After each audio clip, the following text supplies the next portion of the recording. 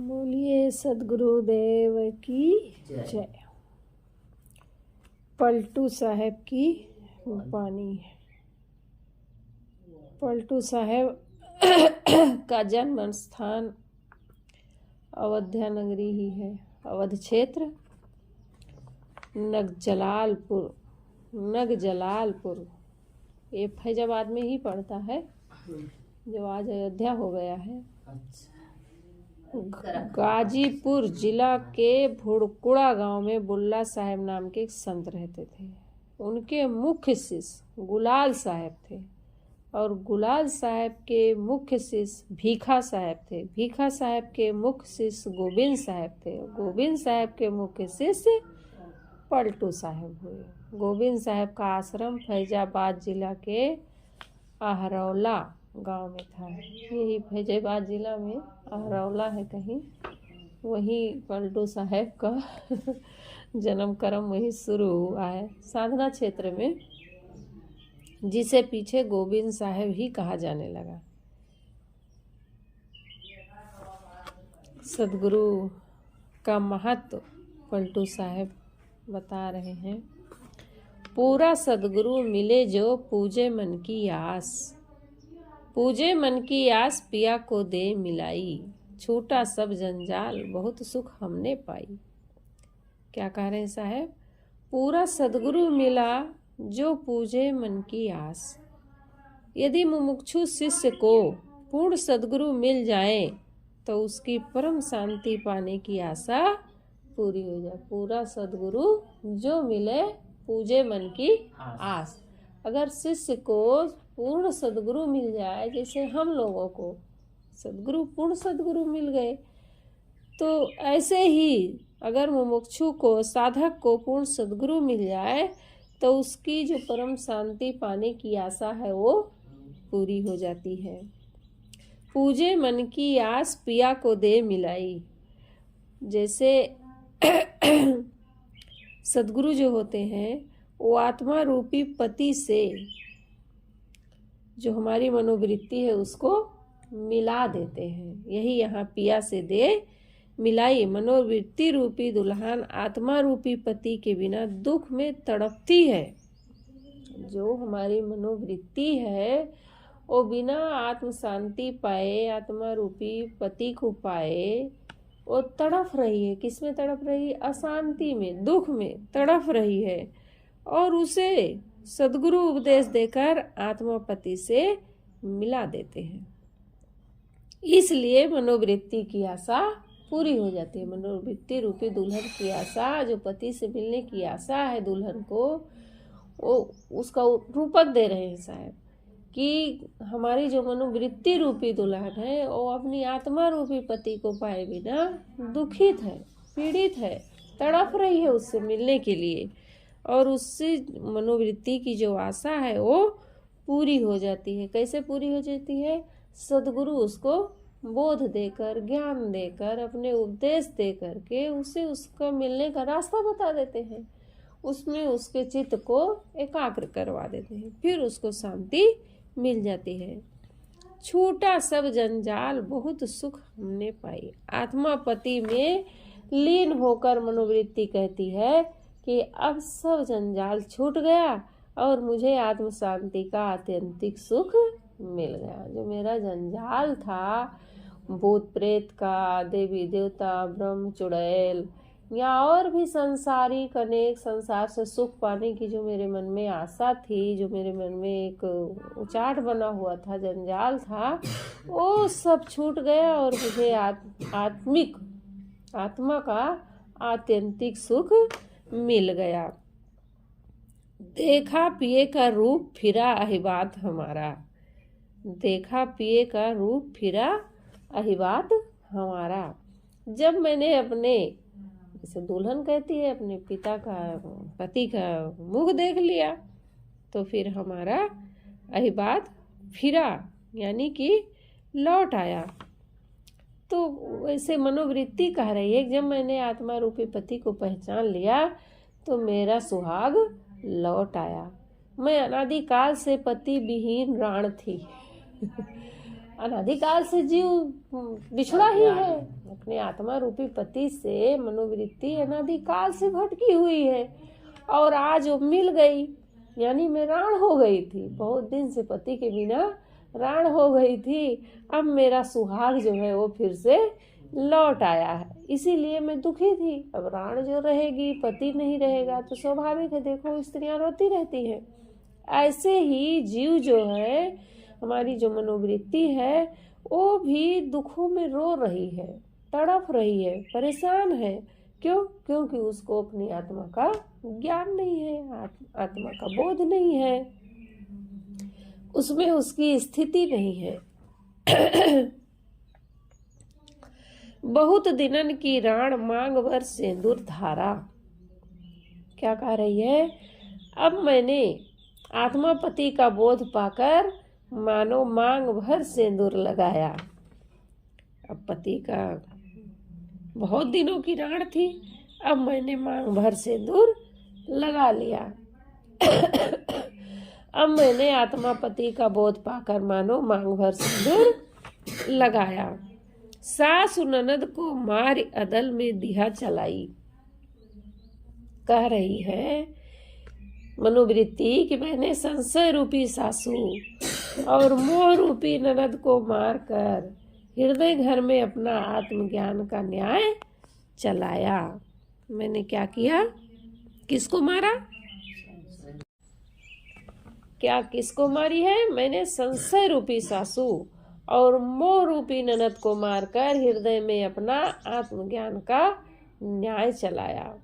अब संशय और मोह रूपी सासू ननद का बल मेरे हृदय घर में नहीं चलता है। किसका ज्यादा चलता है घरों में?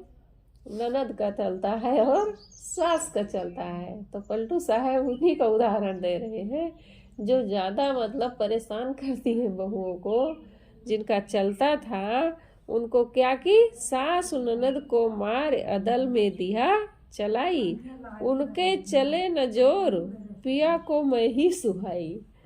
मतलब मैंने संशय और सासू रूपी मोह रूपी ननद को मारकर हृदय घर में अपना आत्मज्ञान का न्याय चलाया। अब संशय और मोह रूपी सासू ननद का बल मेरे हृदय घर में नहीं चलता है। अब मैं आत्मा पति को प्यारी हो गई हूँ। मेरा आत्मा पति जब मेरे बस में हो गए, तब मैंने उन पर उससे ऐसा प्रेम का जादू किया, उनका भी प्रेम मुझ शांत वृत्ति पत्नी में लग गया और उन्होंने मुझे पहचान लिया कि शांति वृत्ति में ही दुखों का अंत है। पिया जो बस में भये पिया को जादू कीन्हा। मतलब ऐसा जादू किया। किस चीज का जादू किया?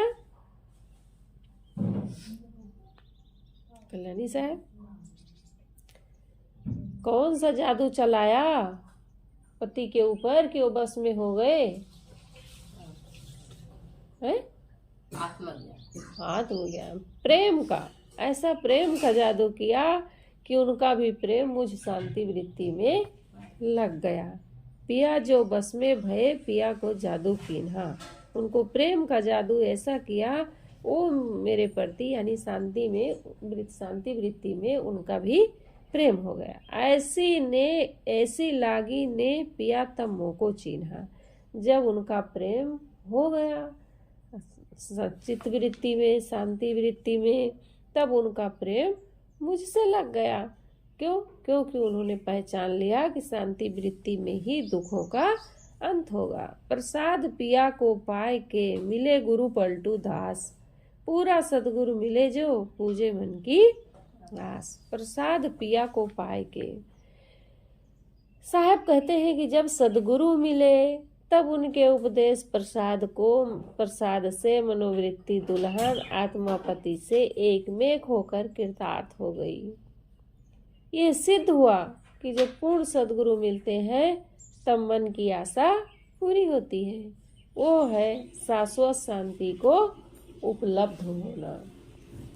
जब पूर्ण सदगुरु मिलते हैं तब मन की आशा पूरी हो जाती है और वही है शाश्वत शांति को उपलब्ध होना।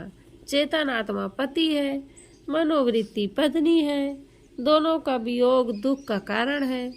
जब मनुष्य की मनोवृत्ति सब संशय से छूटकर केवल आत्मापति में लीन होती है, तब वह परम शांति पाती है। आत्मा ही परमात्मा है। जब मनोवृत्ति आत्मलीन हुई, तब यही परमात्मा में मिलन हुआ। जब मनोवृत्ति कहाँ लीन हुई? आत्मा में लीन हुई, तब यही परमात्मा से मिलन हुआ। अंततः तो मनोवृत्ति शून्य हो जाने पर चेतन आत्मा केवल रह गया।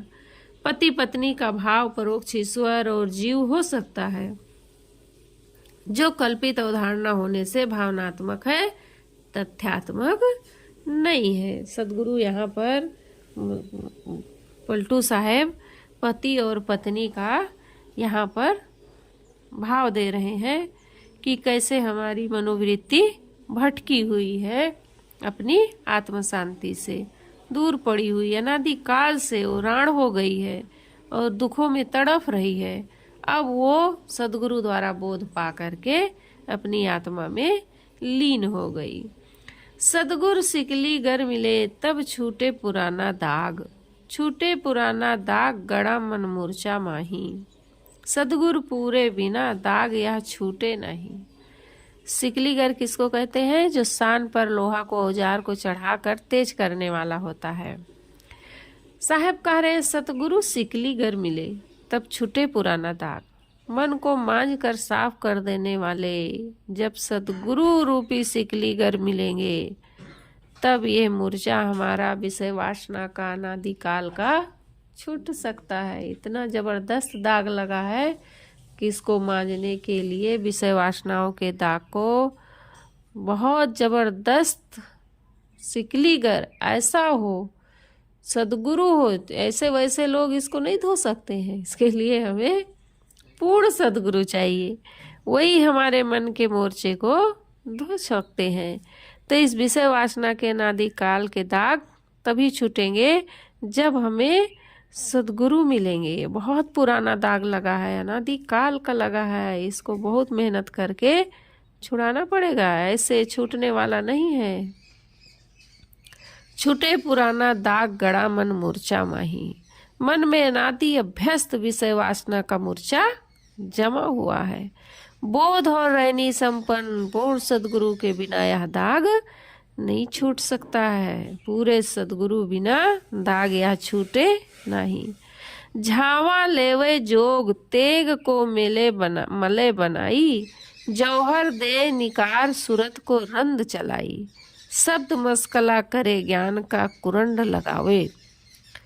योगाभ्यास का झावा लेकर, योगाभ्यास का झावा लेकर ज्ञान की तलवार को अच्छी तरह रगड़कर साफ करो। योगाभ्यास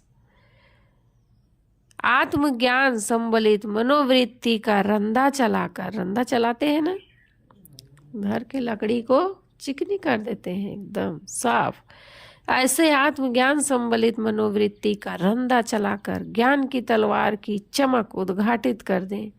निर्णय शब्दों का मस्कला देकर, निर्णय शब्द क्या है?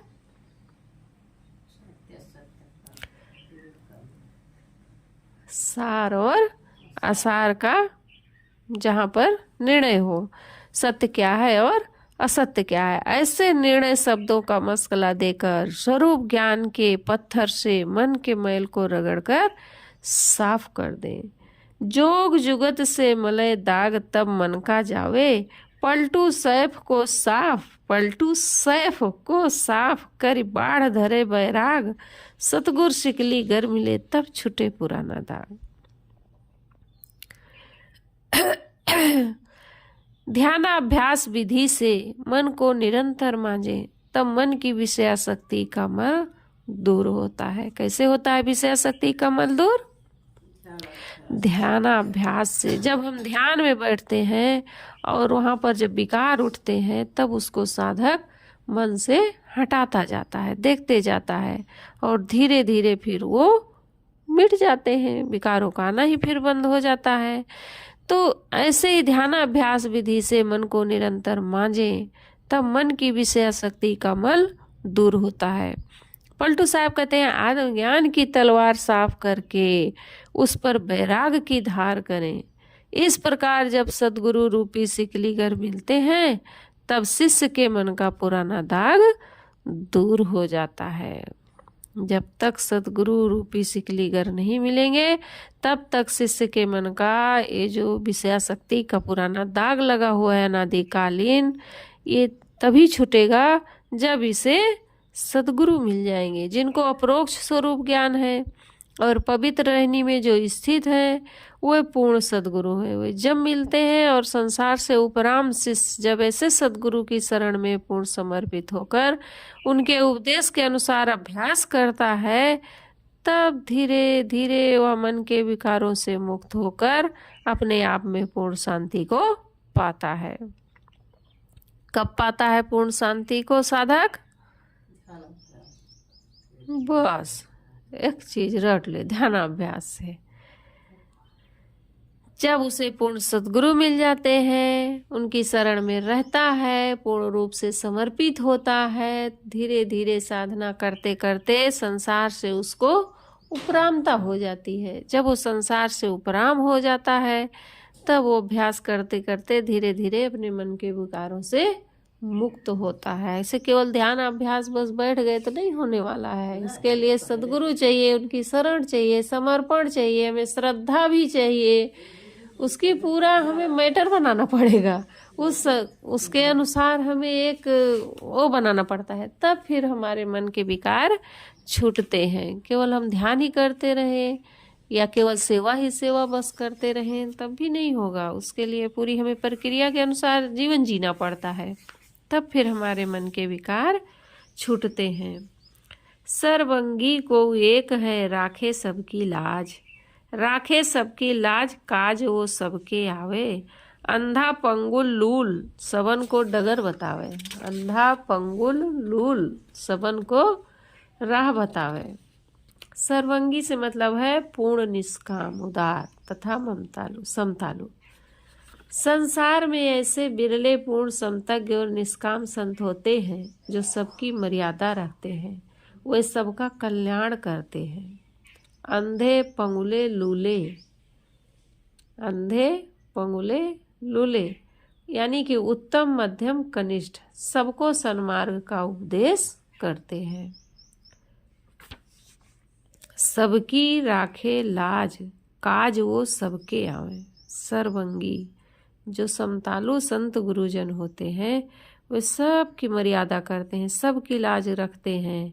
उनके पास चाहे अंधा आए, चाहे पंगुला आए और चाहे लूल आए, यानी चाहे उत्तम आए, चाहे मध्यम आए, चाहे कनिष्ठ आए, कोई भी आए, वो सब के लिए एक समान रास्ता बताते हैं। कौन सा रास्ता? कल्याण का रास्ता। वो सब के लिए एक ही रास्ता बताते हैं। ऐसा नहीं है कि कोई शिष्य आया तो उसको उत्तम ज्ञान दे दिए। हाँ, अब योग्यता के अनुसार देखना पड़ता है कौन कितना पकड़ सकता है, वो अलग बात है। लेकिन जहाँ कल्याण की बात आती है, उद्धार की बात आती है, वहाँ पर सद्गुरु का एक ही उपदेश होता है सबके लिए कि कैसे कल्याण होगा, और उसका रास्ता वो सबको एक समान बताते हैं। मार पीट संसार सबन को राह चलावे, उनकी मारी खाए भेज सब रोटी पावे।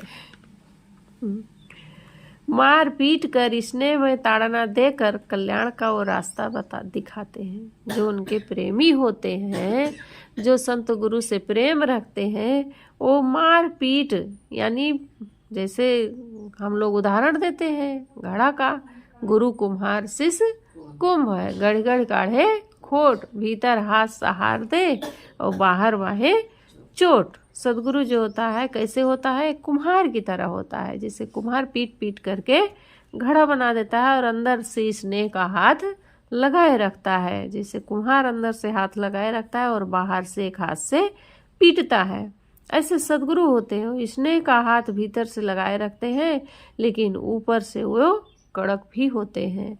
वो मार पीट कर स्नेह में ताड़ना देकर वो साधक को कल्याण का रास्ता दिखाते हैं, और वही ताड़ना साधक के लिए वो उनका आशीर्वाद होता है। और अगर उनकी वो ताड़ना को सह लेता है और चल पड़ता है, उसको झेल लेता है, तो आगे चल के वही फिर महान बन जाता है, पूजनीय बन जाता है। और जो लोग नहीं सह पाते हैं, हम नहीं कर सकते हैं, तो वो फिर भाग जाते हैं। और जिनको बोध नहीं है, समझ नहीं है, वही लोग ऐसा करते भी हैं। लेकिन जिनको कल्याण प्रिय है, वे गुरु की हर परिस्थिति को वो सहते हैं और उनकी शरण में रह करके अपना कल्याण कर लेते हैं। तो उनकी ताड़ना को जो सह लेता है, उसका कल्याण हो जाता है। सदगुरु के दिए हुए साधु भेष के प्रभाव से ही तो साधु भेषधारी गृहस्थ भक्तों के द्वारा आदर पूर्वक भोजन पाते हैं। अभी सदगुरु भेष ना देते, दीक्षा ना देते, हमारे कल्याण में वो सहायक न बनते, तो हमें कोई पूजता? किसी के यहाँ मिलती एक रोटी, बहुत लोग दुनिया में हैं, लेकिन आएंगे तो कोई इतनी श्रद्धा, इतना आदर सम्मान नहीं दे सकता है। ये सदगुरु की ही कृपा है कि वो अपना हमें भेष दे करके और दीक्षा दे करके हमें महान बनाए हैं। सबकी दृष्टि में हम महान बन गए हैं। उन्हीं के कारण आज हमें आदर पूर्वक भोजन मिलता है, और ऐसे नहीं मिल सकता है। मैं अभी जब ठंडी में आए थे, उस समय हम लोग तो कहाँ थे, गांव में, तो वहाँ लोग बहुत आदर, इतना सम्मान कि दिन भर थाली लिए सब खड़े रहते थे पूजा करने के लिए। जहाँ जाओ घरों में सब तुरंत चरण धोना, फिर पूजा करना, बहुत आदर किए। और जब आने लगे तो इतना दुखी हुए वो लोग कि रोने भी लगे सब। तो मैं जिस गांव में गई ना, उनके घर ऐसे चर्चा होने लगी। मैं गई, उन लोगों की श्रद्धा और भक्ति तो सराहनीय है। इतना भक्ति वो लोग करते हैं और इतना प्रेम देते हैं कि मैं ऐसे तो आज तक कोई गांव में नहीं देखी हूँ, कहीं नहीं देखी हूँ। बहुत अच्छे हैं वहाँ के भगत। तो वहाँ एक बुजुर्ग थे, बैठे थे, वो कहे सब गुरु की कृपा है, सब गुरु की कृपा है, सब गुरु जी की देन है जो आज मिल रहा है तुम लोगों को। मैं कही बहुत बड़ी बातें कह रहे हैं, सचमुच में गुरु जी की ही कृपा है, कौन देता हमें। तो आज हम जो आदर पूर्वक भोजन पाते हैं, ये सदगुरु का ही उपकार होता है हमारे भी पास। और साधु वेशधारी गृहस्थ भक्तों के द्वारा आदर पूर्वक भोजन पाते हैं। बड़े बहादुर मर्द भेष का पर्दा राखें, सुन के बचन कठोर संत जन जन को भाखे। बड़े बहादुर वे संत बड़े वीर और साहसी होते हैं। वे साधु वेश की मर्यादा में चलते हैं। कौन है बड़े वीर और साहसी? जो साधु भेष की मर्यादा में रह करके चल रहे हैं कि हम साधु भेष लिए हैं, हमें साधु भेष मिला है सदगुरु के द्वारा, तो इसकी मर्यादा को हम बनाए रखें। ऐसा काम ना करें जिससे हमारी साधु भेष की मर्यादा का अपमान हो, इस साधु भेष का अपमान हो। वे संत बड़े वीर और साहसी होते हैं। ऐसे संत कठोर वचन सुनकर भी कटु नहीं बोलते। ऐसे संत जो होते हैं वो कठोर वचन सुनकर भी कटु नहीं बोलते, अपितु निर्मानता पूर्वक मीठे वचन ही बोलते हैं। पलटू जो को संत है सब हमरे सिर ताज, सर्वंगी को एक है राखे सबकी लाज। पलटू साहब क्या कह रहे हैं? सभी संत हमारे सिर के ऊपर हैं। पलटू जो को संत हैं सब हमारे सिरताज। सभी संत हमारे सिर के ऊपर हैं, परंतु उनमें जो पूर्ण निष्काम और समतालु हैं, वे कोई इक्के दुक्के होते हैं जो सबकी मर्यादा रखते हैं। जो पूर्ण निष्काम सदगुरु होते हैं वो कोई इक्के दुक्के होते हैं। संत तो सब हमारे सिरताज हैं, सिर के मोर हैं। हमें सबका आदर करना है, सबका सेवा पूजा करनी है। लेकिन जो समतालु हैं, पूर्ण निष्काम है, वो कहीं इक्के दुक्के होते हैं, वही सबकी मर्यादा का ध्यान रखते हैं। तो ये सदगुरु श्री पलटू साहब की वाणी है, बहुत सुंदर है। इसका अध्ययन मनन हम सबको करना चाहिए। बहुत भाव भरा है साहब के भजनों में, कुंडलियाँ ज़्यादा हैं साहब की और बहुत सुंदर है। पूरा कुंडलियाँ के रूप में ही साहब इसको सब प्रस्तुत किए हैं और सबको इसको अध्ययन करना चाहिए। बोलिए सद्गुरुदेव की जय।